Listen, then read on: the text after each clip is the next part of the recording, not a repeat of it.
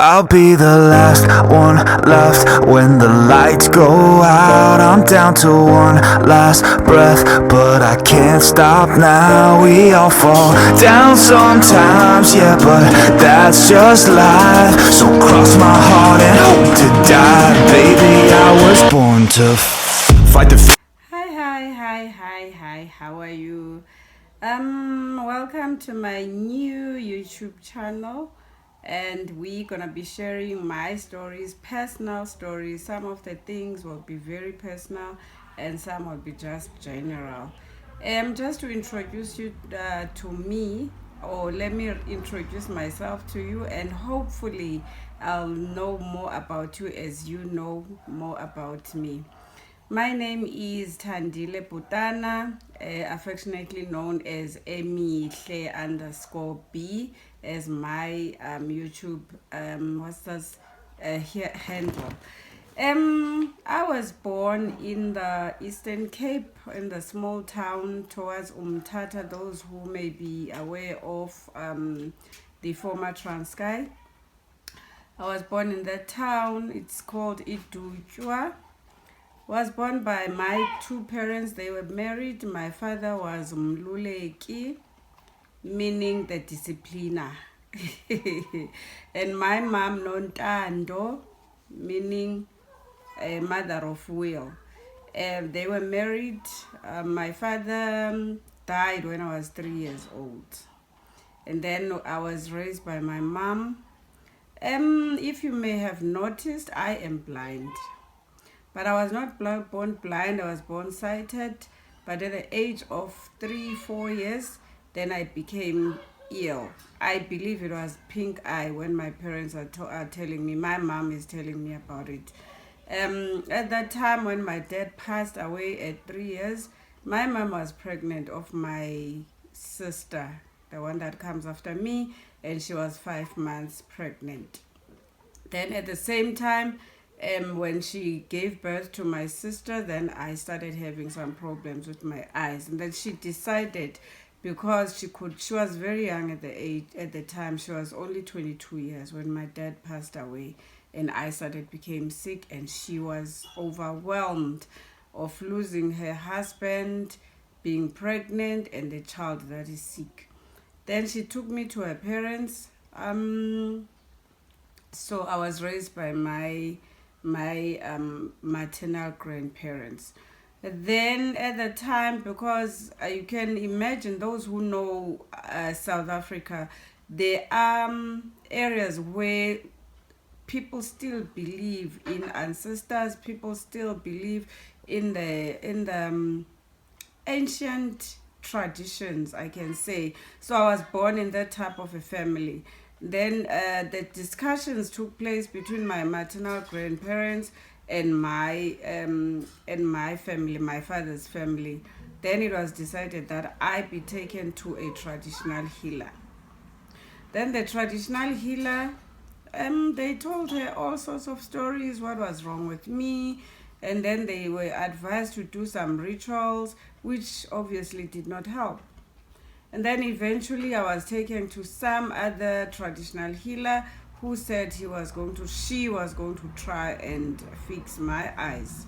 At that time I was still sighted. I could still see, I could still play with other kids.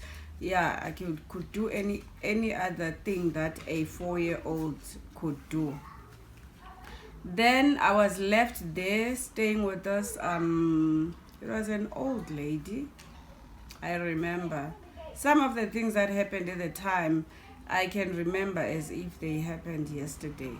So I stayed there whilst she was trying to cure my eyes, and unfortunately she used very strong medication. She used very strong roots for my eyes. So instead of getting better, the situation just deteriorated. And then, I remember one day, because if you are a traditional healer or isangoma, you go to those places where the other isangomas were I don't know what happened, but in Xhosa we're saying it's intlombe, where izangomas come together. I think it's some kind of training or something like that. So I would be left alone at this old lady's house. And then I remember this time when my mother first of it, I'm not sure whether it was for the first time or whatever time, but she visited me, and she found me lying inside the Rondavel, and on that day there was some medication that was put in my eyes. That medication would make me have a severe headache up to a point where I could not even open my eyes. So I was sleeping in the Rondavel, could not open my eyes, and my head was just aching. And my mom got worried about it. Then she took me to the neighbors to ask them to look after me until the granny that was staying with me, who was the Isangoma, and the other people that were staying there, until they came back. So when they came back, obviously they took me, and then I don't know whether it was the following day or the other day, my uncle, which was my eldest brother to my father, visited to see what was happening, because I think my mother reported it to my family. So he came to check on me, and then he found out that my eyes were just red. It was only the what do you call it? Is it the corny, the black or brown part of your eye? All the white part of the eye was just red, and then it was only that part, the black or brown part, that he could see. And then he also got worried when he asked about it. The old lady was saying, no, it will clear up, it will definitely clear up. And then he left me.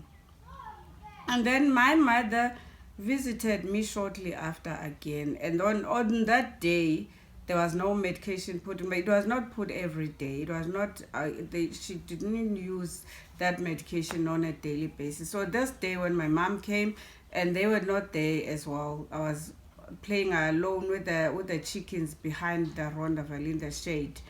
And then she visited me, and she stole me, literally stole me, because she did not report to anyone that she was taking me. And I don't know what happened thereafter, but when she stole me, she just took me straight to her parents and then told them that this child needs to go to a clinic. And remember, she had a baby at the time. Then I was taken to a clinic, and at the clinic I was taken straight to hospital because my head was just aching and the eyes were bad. And then the nurses said it was above their control, their power. I must be taken to hospital. Then I was admitted in hospital. Coming up is the next part of the story. I'm going to share other stories. I want to tell you, what do I mean when I say starting all over again? And then please like my video, and you follow me, then click on the notification button so that every time when I load another video, you are the first one to see it. And ciao. Mwah.